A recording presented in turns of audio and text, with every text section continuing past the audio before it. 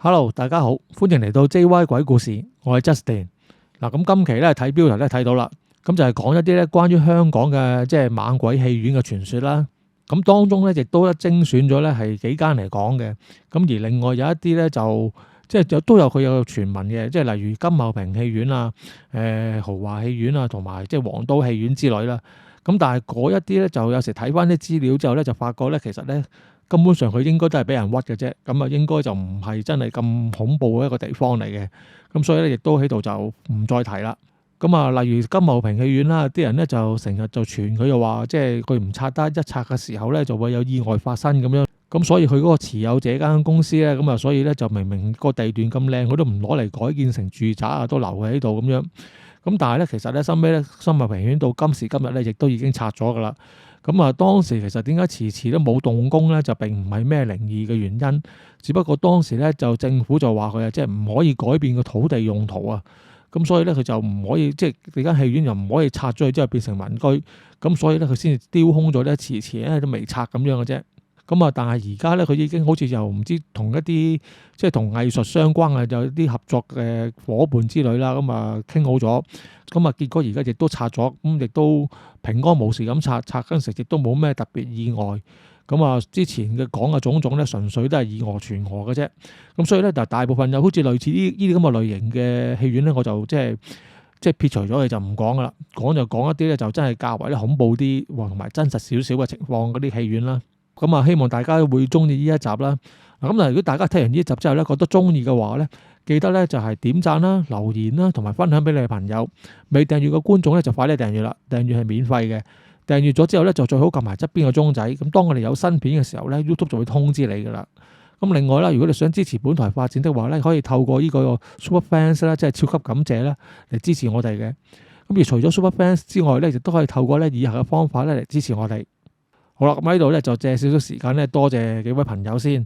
咁我哋分別就係蔡謙 Yap、To Bolim、Jimmy Cash Lim、佩伊利、威威同埋必井誠意嘅。咁佢哋咧都係透過咧 Super Fans 嚟支持咗我哋嘅。咁好啦，咁啊唔阻大家時間，我哋開始啦。好啦，咁啊而家第一間講嘅戲院咧就係較為少人講啲嘅，就係呢個普慶戲院啦。咁啊，因為咧，好似東城戲院呢一啲咧，大家都應該聽過好多噶啦。咁我哋咧就留翻喺咧後啲嗰度先至講。咁啊，首先就會講一啲較為少啲人講嘅戲院先啦。咁當中第一間要講嘅咧就係呢個普慶戲院啊。咁啊，呢個普慶戲院咧其實都係一個傳統嘅大戲院嚟嘅。咁啊，當時個位置咧就係喺呢個油麻地嘅甘肅街同埋呢個彌敦道嘅交界啦。喺2002年嘅時候咧就已經拆咗噶啦。咁而家咧就變成咗咧係商場同埋酒店。諗啊，其實相對於咧其他嗰啲即係所謂鬧鬼嘅戲院咧，即係佢背景係相對乾淨嘅，即係冇話好似東城戲院嗰啲咁樣啦，即係前身就係一個殯儀館呢啲。即係喺呢啲情況之下咧，本身間戲院真係唔理佢有冇事咧，都好容易咧就俾人牽扯到去即係呢個靈異嘅話題度啦。咁啊，但係相對嚟講咧，普慶戲院咧其實都係一間咧，即係都冇乜咩特別事件發生過嘅戲院啊。咁但係當中裏邊咧，亦都有一啲咧就呢個靈異傳說咧就流傳咗出嚟嘅。咁啊，其中就講一單先啦。咁就話說咧，當時咧就有3個人啦，朋友嚟嘅。咁啊，2男1女，咁就去呢個普慶戲院咧，就睇呢個5點半場啦。咁就喺佢哋睇下戲嘅期間咧，咁啊當中嗰位女士咧就即係人有3急，咁啊需要去廁所啦。咁啊於是乎咁啊得佢一個女仔啊嘛，因為3個人裏邊，咁啊佢唯有啊自己一個去啦。咁啊由於佢當時都幾急噶，咁但係點知咧佢就去到廁所嘅時候咧，就發現咧。原來嗰度個廁所咧就較為細嘅，咁啊得2個廁格嘅啫，就2個廁格咧都係即係閂咗門嘅。咁佢心諗已經弊啦，咁啊諗住自己已經急噶啦，點知去到咧就見啲廁格閂咗門，咁但係都冇辦法啦，咁啊唯有試下等下啦。咁但係咧點知咧等咗一陣間之後咧，佢就完全即係喺出邊啊聽唔到嗰2個廁格裏邊有任何動靜啊。咁我去到呢個時候咧，咁佢就開始懷疑啦，即係會唔會即係其實冇人㗎，棟門可能即係閂埋咗嘅啫。咁啊，佢就試下咧，就走埋去咧，就試下拱道門先啦。咁啊，但係發覺咧2道門都拱唔喐嘅。咁佢又見2道門都即係鎖咗嘅喎。咁但係咧又完全冇動靜。咁佢等咗一輪之後又奇怪啦。咁啊，於是乎咧佢就做咗一個咧好怪嘅行為啊。咁其實呢個咧就係我哋平時都較為少做嘅。不過有陣時一個人急起上嚟咧，可能佢會做都唔定，因為咧佢就為咗證實睇下嗰兩個廁格裏邊有冇人咧，佢竟然咧就即係行遠少少之後烏低身咧，就睇下個廁格裏邊咧，即係有冇人嗰啲腳喺度啊！即係如果你去緊廁所，應該有對腳喺度噶嘛。咁啊點知咧，佢腿一望落去咧，就發覺咧個廁格咧就埋邊嗰個，咁就咧就冇人嘅腳喺度嘅。咁而外邊嗰個咧都係冇人嘅腳，但係佢就好特別，佢就有對咧紅色嘅繡花鞋咧就擺咗喺嗰度嚟，但係就即係冇腳着住嘅喎，即係純粹一對鞋咁樣嘅啫。咁佢就諗啦嚇，即係見到個繡花鞋已經夠邪㗎啦，咁都算啦，可能即係可能未必一定真係舊時嗰啲繡花鞋咧，可能啲人即係貪啲新潮款式設計都唔定嘅啫。咁佢都唔理，但係冇咗隻腳呢下嘢係罩忌啊嘛，即係佢心諗。咁唔通嗰兩個人都踎咗喺個即係個座廁上邊咁啊？但係咧佢又越嚟越急喎，咁啊就喺佢個情急嘅情況之下咧，佢都唔理啦。咁啊佢又首先就拍咗第一個即係有繡花鞋嗰個廁所個廁格度門先啦，即係佢就喺度拍下度門啦，就話喂，有冇人喺裏邊啊？可唔可以快少少啊？我好急啊！咁樣佢就咁樣講完之後咧，但係就冇人應佢嘅。咁啊佢拍完第一格之後就冇人應啦，咁啊拍第二格，咁點知第二格咧都係冇人應。咁因為第二格佢望唔到鞋啊嘛，其實佢個目標就喺嗰度嚟嘅。我諗住試下可唔可以就即係出力少少拱到門睇下，其實係咪真係冇人啦？咁但係都係拱唔到嘅。咁啊就喺度拱完之後咧，咁啊冇計啦，咁啊即係又要行翻開少少啦，即係喺度等佢哋兩個啦。咁點知喺嗰個時間咧，佢突然之間佢個耳仔邊就傳嚟咗一個即係女人嘅説話聲，就話咧佢話快啲走啊你！即係係一啲咧即係好唔客氣嘅説話咁嘅感覺嚟嘅。咁佢又一聽到又奇怪啦，第一下咧其實佢都即係好似覺得自己可能係聽錯嘅，都唔肯定。但係點知咧嗰兩句即係叫你走呢個説話咧，咁啊接二連三咁樣咧就繼續喺度傳嚟喎。咁啊講咗幾次，咁而且越講咧就越惡，越講就越大聲。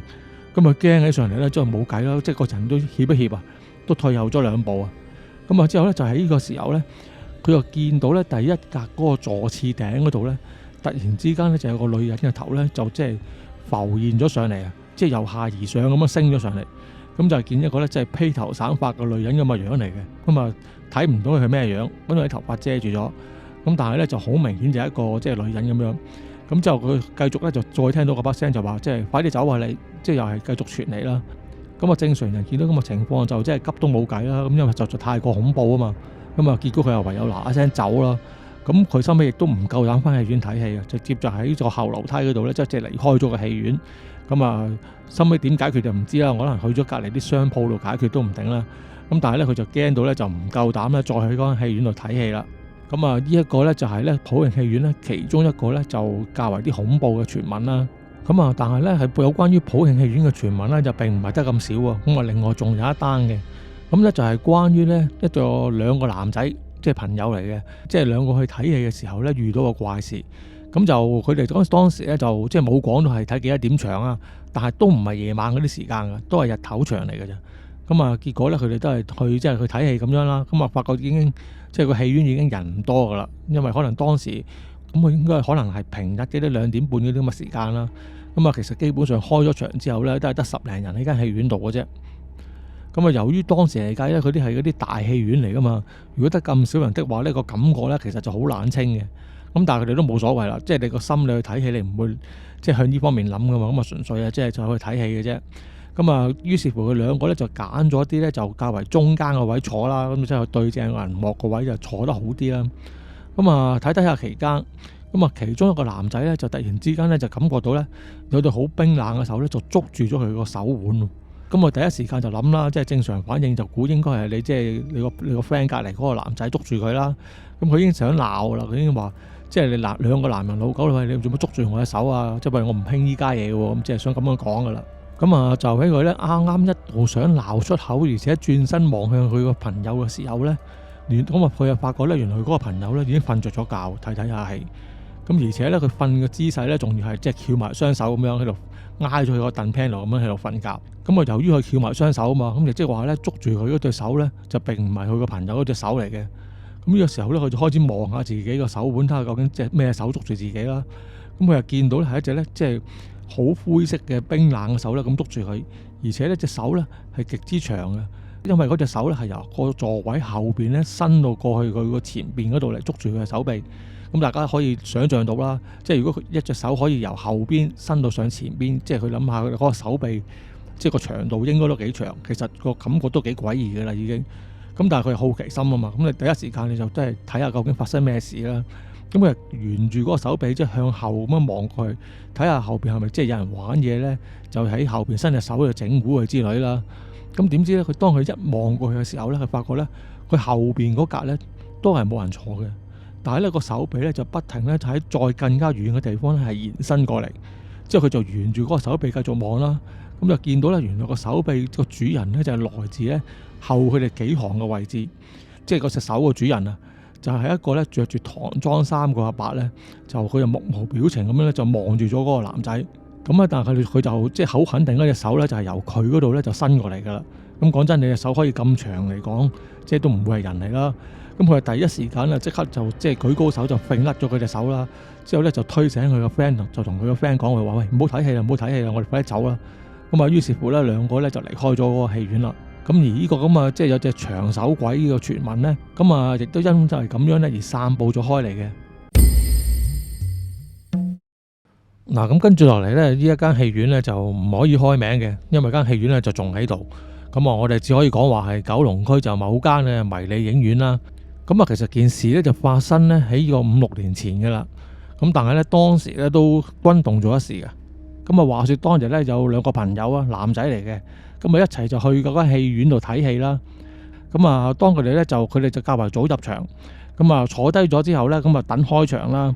咁喺等嘅期間咧，佢哋突然之間咧就見到有個咧就好瘦削嘅男人咧，就行埋去佢哋嗰度啊。咁啊話嗰個男人咧，除咗個樣咧好瘦削啦，即係皮包骨之外咧，就好奇怪嘅。佢講嘢把聲咧就唔似一個男人嘅，就好似一把女人聲咁樣嘅。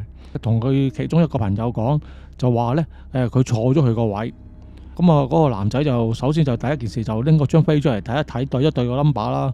咁佢一睇翻個凳 pan 個 number，佢就話即係唔係喎，冇即係冇錯喎。之後佢同嗰個男人講啦，咁佢就話啦，佢話喂，先生，你係咪你搞錯啊？我係真係呢個位嘅喎，張飛咧係咁寫住，你不如去揾個帶飛嘅幫你睇一睇啦咁樣。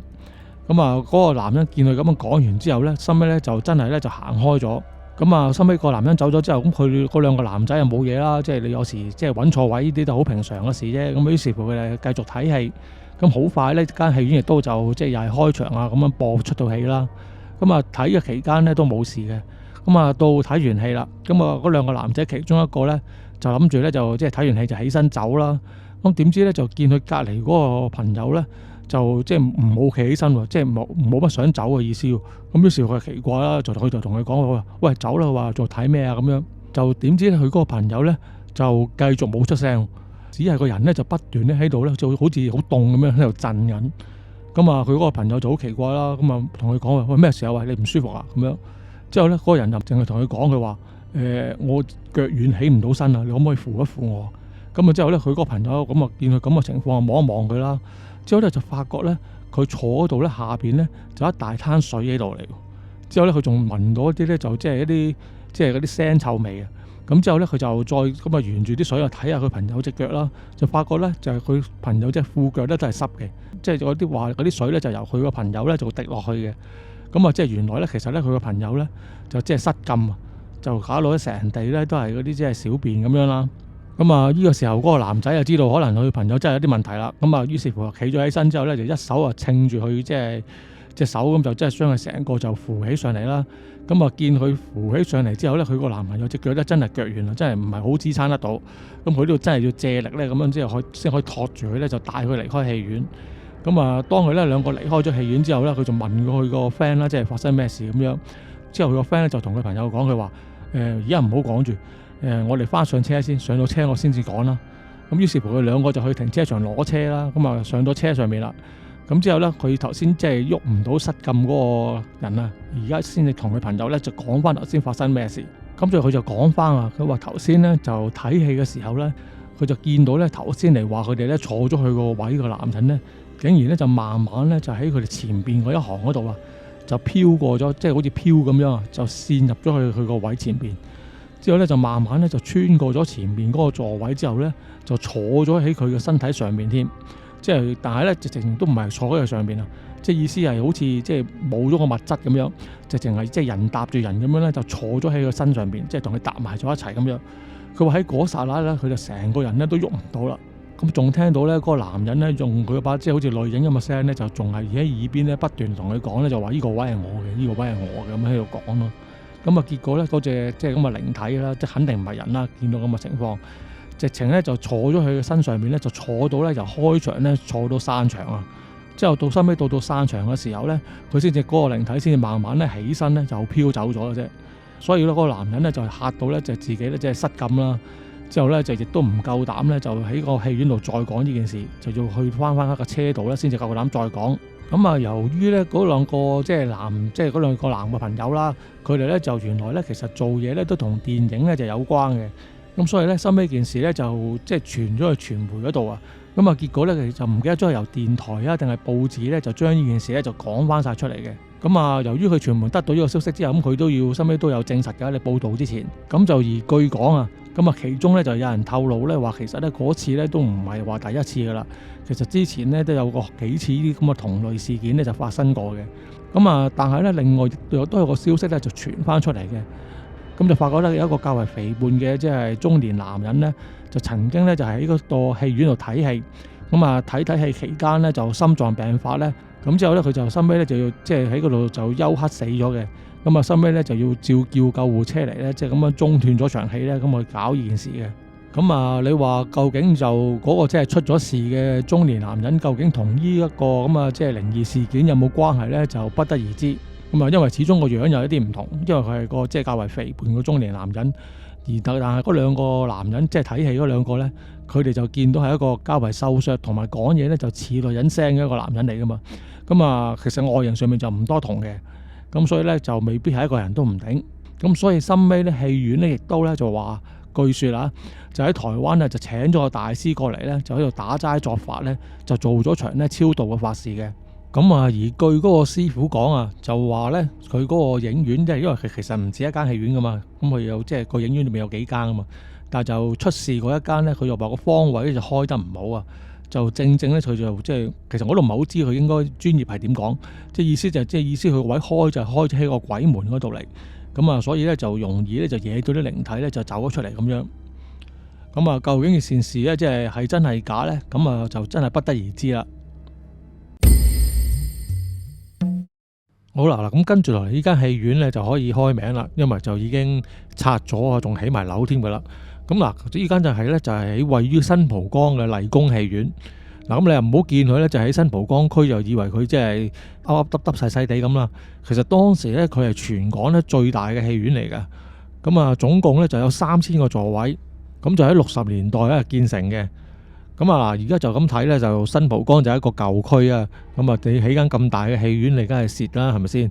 咁但係咧，其實咧就當時就唔係咁樣嘅，因為喺個60-70年代咧，就正係呢個香港呢個製衣業啊，同埋啲輕工業嘅即係黃金時期。咁當時咧，新蒲崗咧就係好多呢啲工廠咧聚集嘅地方嚟嘅。咁所以咧就變咗咧，一放工嘅時候咧，就會好多人咧就想去會去消遣睇戲啦。所以當時咧先至會揀嗰個地方咧就起呢間戲院嘅。咁啊，但係其實個戲院經營期間咧，一直都流傳住咧就好多怪事噶啦。咁啊，首先一件事咧就係個戲院嗰度咧就每次咧就賣飛嘅時候咧，就一定會咧留低咧最前嘅3行咧個位喺度嘅。咁咧就曾經咧佢哋就有人解釋過，佢話呢3個位咧就係俾當地嗰啲即係有勢力人士啦，叫做咁即係黑幫嗰類啦，咁就即係免費俾佢哋睇戲咁樣用嘅。咁啊，其實呢個咧好明顯咧就係一個掩飾嘅説話嚟嘅，因為咧其實咧你頭嗰3行嘅位啊，基本上咧就係啲最差嘅位置嚟噶。即係如果你大家去過大戲院睇戲，你就知噶啦。基本上咧，如果你坐喺頭3行咧，你要惡到個頭咧頸都痛埋好高咁去睇戲嘅。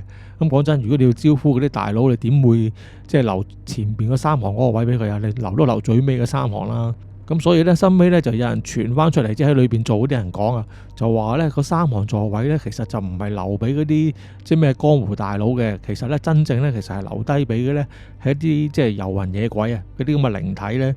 如果佢哋有興趣睇戲咧，就將佢哋集合喺前3行裏邊，咁就唔好搞震咁樣啦。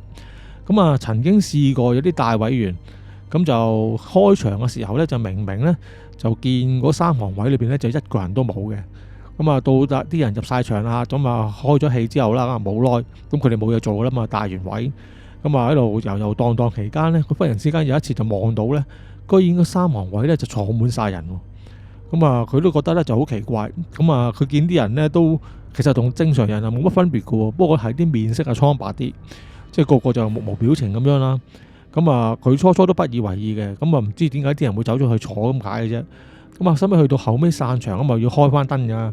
咁嗰陣時佢一睇咧，又發覺嗰3行咧又冇晒人喎，即係嗰3行嗰啲人咧就唔知幾時入嚟又幾時走嘅。咁啊，所以佢自己都覺得好奇怪。咁啊，收尾即係件事講咗出嚟之後咧，咁大家都覺得咧應該就係啲靈體嚟㗎啦。咁當然啦，叫得做猛鬼戲院就當然唔會咁小事啦。咁啊，另外仲有啲咧都係關於大委員咧講翻出嚟咧當時嘅一啲怪事嚟嘅。咁啊，就例如咧，佢當中咧就試過有啲大委員咧就帶啲人入去睇戲啦。即係其實嗰時已經開咗場噶啦，即係已經係熄晒燈，黑掹掹咁樣，即係得個熒光幕有光咁樣啦。咁佢就試過咧，大委咧就跟住張即係戲票啦，咁啊去到某個位置度啦，帶住個人。咁但係咧去到嗰個位之後咧，就發覺咧嗰個位係有人坐嘅。咁嗰陣時咧，個大委員咧先至覺得好奇怪啦。咦，即係明明張戲飛係寫呢個位嘅喎，點解俾人坐咗嘅？咁啊，正當佢想再證實多一次睇下係咪真係嗰張個位嘅時候咧，佢揾個電筒咧一照嗰個戲飛咧，竟然發覺咧頭先喺佢手上面明明係一張戲飛嚟咧，到咗而家呢一刻咧，竟然咧就變咗一張咧嗰啲咁嘅陰司紙啊！即係嗰啲燒俾嗰啲死人嗰啲，即係冥通嗰啲貨幣嗰啲啦。咁啊，之後咧，佢當時一見到咁啊，哇！即刻驚一驚啦。咁之後就轉身下意識就望一望，即係佢帶住嗰個人喺邊啦。咁啊，而嗰個人咧亦都喺呢個時間咧，亦都消失唔見咗啦。結果收尾嗰個大委員咧就攞住張陰司紙咧，就同其他嗰啲同事喺度講啦，即係講翻呢個恐怖經歷啦。咁啊，當中咧就有啲人就信，有啲人就唔信啦。即係唔信嗰啲咧就話佢玩嘢啦，即係自己帶張陰司紙嚟嘅，就當係即係講鬼故咁樣。咁但係咧信嗰啲人咧就自此咧亦都覺得咧就即係間戲院本身咧都邪邪地咁樣噶啦。咁啊又試過有一次，咁啊係啲夜晚嗰啲場數嚟嘅。咁啊散咗場之後咧，咁啊其實嗱，如果大家我唔知大家印象係點啊？咁其實嗰啲大戲院咧，即係散場嘅時候咧，即係叫開翻燈啦。但係開翻燈咧就唔係好似我哋而家譬如你屋企裏邊咁樣燈光火猛咁光嘅。咁只不過咧就叫做咧有啲微光，即係見到啲位啊，見到啲路啊咁樣嘅啫。即係個情況咧仍然都係相當昏暗咁樣嘅。咁啊試過啦，有啲大委員咧，即係當啲人散咗場之後，咁佢哋要 check 一 check，即係啲位啊有冇人留低，因為有啲人單身啲人去睇戲都會即係瞓着咗又唔頂咁樣，都會叫翻醒佢哋噶嘛。咁啊跟住就會有啲清潔工嚟清潔啦。咁啊試過有一次啦，咁就嗰陣時咧佢麗宮嗰啲係大戲院咧，就有分前座、後座同埋超等嘅。超等係咩咧？可能而家新生代嘅朋友咧就唔知啊。超等咧就即係其實咧就嗱前座後座好易理解啊，即係你即係嗰個戲院下邊嗰度啲位前邊同後邊啦。超等咧其實咧就係一個好似騎樓咁嘅位，就喺個戲院後邊嗰度延伸出嚟咁樣嘅。咁啊變咗咧就即係高咗出嚟嘅。咁你睇嗰陣時咧就變咗更加咧就係即係見到個熒幕個中間位啊，即係你更加佔個位置更加靚。咁啊啲飛咧就係最貴嘅。咁就話說咧，就試過有個大委員散場之後咧，就去 check 嗰個超等嗰啲位啦。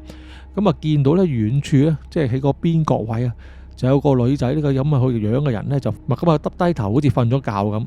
咁佢就諗住係咪可能又有人即係瞓着咗啦？咁啊，於是乎啊，走埋去睇。咁啊，當佢行近去嗰行嗰度啊，見到嘅時候咧，佢就發覺咧，原來個女仔咧就好細粒嘅喎。咁睇個身形咧，就發覺咧應該就係一個咧，即係小朋友嚟嘅啫，即係唔過10歲噶啦。咁啊，應該就係女仔嚟啦，因為佢長頭髮，咁啊垂低咗個頭，遮住咗塊面，咁啊着住個紅色嗰啲咁啊，即係套裝連身裙咁樣啦。咁啊，於是乎佢就覺得奇怪啦。佢話咁細個小朋友好少自己嚟睇戲嘅喎，通常都有即係屋企人一齊噶。咁屋企人走啊，照佢冇理由賴低去噶。咁啊，結果個女仔瞓着咗，即係散場唔知道走咧，佢就即係覺得都唔係幾合理。不過都唔緊要啦，咁啊職責所在，咁啊諗住去到叫翻醒個妹妹啦。咁啊，當佢走到埋去啦，咁啊同個女仔講啦，佢話：喂，妹妹醒啦，喂，散場啦咁樣。咁點知咧，嗰個女仔咧就冇反應喎。咁於是乎咧，咁佢見佢可能諗住瞓得冧啊。咁於是乎佢就揾隻手咧，就即係推一推個膊頭啦，就話：喂，妹妹，即係散場啦，好走啦咁樣。咁而就喺呢個時候咧，嗰個女仔咧就開始咧就有反應啦。之後咧佢就開始好似咧就真係醒一醒咁樣，之後咧就慢慢咧就擰個頭過去咧就望住嗰個大委員。咁啊喺呢一剎那呢個大委員咧就見到咧嗰個女仔咧，竟然咧就係即係成塊面係蒼白一片嘅，而且咧就根本上咧就冇五官嘅，即係完全係一塊平面嘅面嚟嘅啫。咁啊呢一剎那咧就嚇到嗰個大委員咧就即刻走啦。咁啊結果叫埋其他人咧即係入嚟一齊幫手，就見下咁嘅情況，即係幫下手啦。但係到啲人一齊入去嘅時候咧，或者嗰個女仔咧，或者唔應該叫女仔啦，嗰個女嘅靈體咧就已經咧消失咗，唔見咗噶啦。咁啊，其實關於麗宮戲院咧，之前我仲聽過一個故事，因為我而家揾唔翻嗰個資料啊，就係關於啲人咧想逃飛啊，即係明明冇買到飛，但係又想去睇戲。咁啊，佢首先個方法就係咧，佢叫啲朋友咧就買咗飛入去嘅。咁啊入咗去之後咧，佢就去當係去廁所咁樣，咁就去咧打開個後門咧，就俾佢嗰啲朋友咧入嚟。但係咧，我就真係唔係幾好意思啦。即係我記得個故事咧，就係佢哋咁樣就放咗啲朋友入嚟之後咧，佢哋係遇到一啲靈異嘅事件嘅。但係當中嘅細節咧，我都唔記得咗。咁變咗呢度咧，我又即係變咗講唔到。咁啊，只可以略略講咗個開頭俾大家知有件咁嘅類似咁嘅嘢啦。咁啊，其實當時嚟計咧，佢嗰個戲院邪咧，除咗點解會咁多呢啲咁嘅麻煩嘢，除咗本身戲院呢樣嘢都係陰之外咧，主要就係咧，因為個戲院咧對面即係隔咗條馬路之後咧，就有一間嗰啲健康院，即係嗰啲政府嗰啲診療所。但係嗰間咧就專係咧就要嚟咧做嗰啲美沙酮戒毒啊，即係俾嗰啲吸毒者咧就戒毒用嘅。咁佢即係食啲美沙酮就可以頂啲毒癮咁樣啦。咁結果嗰個情況咧就即係變咗喺嗰一區咧就積聚咗好多吸毒者啦。咁其實啲吸毒者咧就講真，如果佢哋有錢咧，佢哋就會買毒品食噶啦。咁叫做咧，佢哋冇錢買毒品食嘅時候咧，先至會咧去嗰啲即係戒毒所咧，就攞嗰啲叫做美沙酮咁嘅藥咧，就要嚟頂住癮先咁嘅啫。咁啊，同一時間啦，就因為好多呢啲咁嘅吸毒者啦，咁啊，佢哋要吸毒嘅時候咧，好多時咧就即係見緊戲院裏邊啊，都係個好嘅地方，即係個廁所咧應該冇乜人去啊嘛。咁啊，結果都好多時會孭埋入個廁所裏邊吸毒嘅。咁亦都試過，當然有啲就係吸毒過量之後就即係就喪生咗啦。咁啊，呢啲事情多咗之後咧，咁亦都咧令到個即係戲院本身咧就更加就即係呢個疑魂陣陣、鬼影蹤蹤咁樣啦。咁啊，其實喺嗰個戲院咧就即係營運到後期嘅時間啦，即係其實新蒲崗已經即係香港都個形勢轉變晒㗎啦，就再冇咁多工廠喺嗰度嚟㗎啦。咁就其實變得咧就好少人去睇戲㗎嘛，好凋零嘅。基本上咧，佢哋嗰度上晝咧仲要播埋嗰啲咁啊，即係嗰啲叫做我哋舊陣時叫做鹹片啦，即係其實就係啲3級片啦。咁啊，好平戲飛嘅，咁啊吸引咗好多阿叔阿伯走嚟睇戲㗎啦。咁就但係咧就試過有一次咧，有對男學生啊，咁啊又走嚟睇嗰啲戲啦。咁啊睇完戲之後咧，咁啊冇嘢啦，咁啊諗住去埋個廁所先走啦。因為其實當時唔多人㗎，個戲院其實都係得10零人到，咁啊啲人其實好多都即係一散場就走咗去㗎啦。咁啊，佢兩個就入去廁所去廁所。咁去完之後出嚟咧，就當佢洗手嘅時候啊，就有一個其中一個男生咧就見到咧，就話咧就喺個廁所個牆角度咧見到一個黑色嘅人影啊。咁啊着住啲闊袍大袖嘅黑色衫，仲戴住頂黑色帽嘅，即係成個人咧就好陰沉咁樣。咁啊耷低頭咧就冇望住佢，又唔知點樣嘅。咁所以咧佢就覺得咧就即係好驚啦。之後就喺嗰個時候咧，咁啊佢嗰個朋友亦都即係去即係方便完啦，咁啊喺度洗手啦。咁啊之後佢即刻同佢朋友講啦，佢話喂，我發現咗有啲嘢，不過我哋陣間出到去先講，我哋而家嗱嗱聲走啦。咁即係佢咁樣講啦。點知咧佢嗰個朋友咧又係同佢咁講，佢話係啊，你咁樣我都見到啲嘢喎。咁我哋都係出去先講啦。咁於是乎兩個嗱嗱聲就即係衝出廁所之後就經後門走咗啦。咁啊出到去之後咧，咁啊原來第二個嗰個男生咧亦都發現咧，即係有個人咧就係又係咁樣企咗喺個陰暗處嗰度。不過咧奇怪嘅就係咧，嗰個男生見到嘅咧就嗰個人就唔係着黑色衫嘅，反而咧就係着白色衫、白色帽咁樣。咁啊結果佢兩個都覺得呢單嘢咧應該都係撞鬼㗎啦。咁啊結果收尾當然就話翻俾啲 friend 之後，即係傳咗開去之後咧，亦都即係成件事亦都流傳咗開嚟啦。咁啊，但係姑勿論當時就鬧得幾熱烘烘都好啦。咁啊，而家戲院都拆咗啦，都變成咗嗰啲即係下邊係商場，上邊係住宅嗰啲咁啊，即係換咗一層樓啦。咁啊，當中嘅所有呢啲咁嘅靈異事件呢，亦都咧就變成為一個歷史。嗱，咁講到東城戲院咧，都相信咧冇乜人係唔知道噶啦，因為直情咁多年嚟咧，無論係電視啊或者電影咧，都試過咧用佢哋做題材咧拍過唔少咧個恐怖片出嚟嘅。咁雖然咧大家咧都可能已經聽咗佢好多嘅故事啦，咁所以咧就可以喺度咧重溫一下咧到底佢有啲咩恐怖嘅故事啦。咁其實東城戲院嘅靈異事件裏邊咧，其實有兩個係最出名嘅。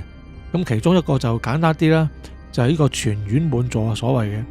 咁即係話咧間戲院咧就係本來咧去入去睇戲嘅人咧就唔多嘅，但係咧嗰啲去睇戲嘅市民咧睇下戲嘅時候咧，居然咧即係可能佢去完廁所翻嚟之後一睇咧，竟然發覺咧差唔多成間戲院咧都坐滿晒人。咁當時咧佢就冇理啦，咁啊繼續係自己睇戲啦。但係咧一到散場嘅時候咧，佢轉頭一望咧，就所有人都唔見晒。咁所以咧當時有份戲院裏邊睇戲嘅咧就唔係人而係靈體啦。咁而另一個咧東城戲院較為恐怖啲嘅故事咧，就係關於一對男女咧，佢哋拍拖去東城戲院度睇戲啦。咁睇戲嘅途中咧，嗰位女仔咧咁就要去一去洗手間啦。咁當佢入到洗手間嘅時候咧，咁啊發現咧有一個咧着住紅衫啦、長頭髮嘅女仔咧，對住廁所嗰塊大鏡咧就喺度梳緊頭。咁佢見到啊，咁其實都不以為意啦，都唔係咩特別嘅事。咁佢又繼續去要做自己嘅嘢啦。咁但係咧，當佢去完廁所之後咧，出翻嚟咧，佢見嗰個女人咧都仲喺度咧，喺度梳頭。咁佢又覺得有啲奇怪啦。咁當佢喺洗手嘅時候咧，咁佢就打側咧，就望一望嗰個女仔個樣啦。點知嗰陣時咧，佢先至發現咧，嗰個女仔咧原來咧係面無五官嘅。而當到嗰個紅衫嘅女仔知道嗰個女士望佢嘅時候咧，亦都咧慢慢咧擰轉到個頭過嚟，正面咁樣面對住佢。咁嗰個女仔當然就好驚啦，即刻嚇到啊走出廁所啦。咁但係出咗廁所之後咧，其實就唔係即刻可以翻到電影院裏邊嘅。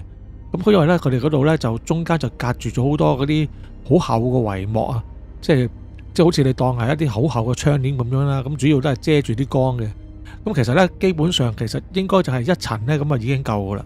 但係唔知點解咧，當佢想逃走嘅時候咧，佢推開完一層嘅幕之後咧，又有另一層，再推完一開咧，又有另一層，成個人咧就好似喺度無限輪迴咁樣。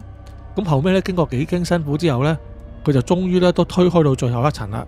咁而嗰陣時咧，佢就見到另外有個女仔咧，就正想咧入去廁所喎。咁佢啱啱先至自己都驚魂未定啦。咁佢就即刻同嗰個女仔講啦，就叫佢咧，喂，你唔好入去啊！廁所有鬼噶。咁之後個女仔咧就好似有啲唔係好信佢咁嘅語氣咧，咁啊同佢講啦。佢話有鬼？點會啊？係咩樣噶？咁之後嗰個女仔就話啦，冇樣噶，冇樣噶，佢冇眼耳口鼻噶，面無五官噶。咁講完呢句說話之後咧，即係佢對面嗰個想入廁所嘅女仔咧，就先至咧又擰個頭望向佢，亦都開口同佢講，佢話係咪真係好似我咁樣？咁嗰陣時咧，嗰個女仔咧先至見到原來嗰個女仔咧都係面無五官嘅。咁嗰位女士見到咁嘅情況咧，咁啊直情係嚇上加嚇啦。咁所以咧喺極度驚慌嘅情況之下咧，亦都係咧衝出嚟揾個男朋友咧就離開咗嗰間戲院啦。咁自此之後咧，東城戲院猛鬼嘅傳聞咧就變到街知巷聞啦。咁啊睇翻資料啦，咁其實東城戲院嘅前身咧其實就係萬國殯儀館。咁亦都有人講佢話當時咧停屍間嘅位置咧，正正咧就係當時咧類似嘅位置嚟。咁不過咧呢一個咧我就有啲保留嘅，即係佢之前係殯儀館呢件事當然係事實啦。但係我相信又冇乜人可以真係咁熟悉計翻啲位呢，知道停屍間呢就係類似嗰個位相同嘅位呢，應該其實就冇乜人可以咁準呢睇到呢樣嘢。咁呢樣呢，相信應該都係以訛傳訛，或者有啲人呢係想即係用誇張啲嘅手法呢，就增強咗故事嗰個驚嚇性嘅啫。咁另外呢，亦都有人曾經講過，佢話呢東城戲院所有嘅猛鬼嘅傳聞呢，其實都係假嘅。咁其實呢，只不過呢係佢其他周圍嘅戲院呢，就唔抵得佢好生意啊，諗住借呢啲咁嘅古仔呢嚟攻擊對手。咁呢一個講法呢，咁就實在冇法子引證究竟真定係假啦。咁但係呢，空穴來風啊，未必無因啦。咁如果東城戲院呢真係乾乾淨淨冇咩靈異事件發生過的話呢，咁我相信呢，雖然有人造謠啊，咁但係其實都未必係會咁多人相信嘅。好啦，嗱，咁今期嘅故事呢就嚟到呢度。咁啊，又係一如既往啦，又喺度提醒大家啦。如果大家有啲咩親身嘅靈異經歷啦，或者聽翻嚟嘅靈異經歷都好，如果想同其他聽眾分享嘅話咧，就可以投稿俾我嘅。投稿嘅方法咧非常簡單，你可以用文字啦，或者聲音啦，電郵俾我就可以噶啦。而電郵嘅網址咧就喺呢度。好啦，咁今次就係咁多，我哋下次再傾過啦，拜拜。